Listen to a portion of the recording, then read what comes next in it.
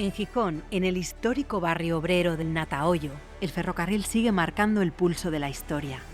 Aquí se encuentra el Museo del Ferrocarril de Asturias, un espacio que recorre el papel decisivo del tren en la industrialización y en la transformación del territorio asturiano.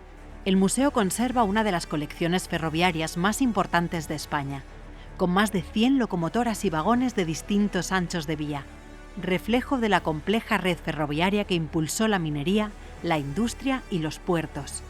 Está ubicado en la antigua estación del Ferrocarril del Noroeste, un entorno original que combina andenes históricos y una amplia playa de vías por las que se puede caminar entre trenes reales. En ocasiones especiales, como los sábados del vapor, algunas locomotoras vuelven a ponerse en marcha.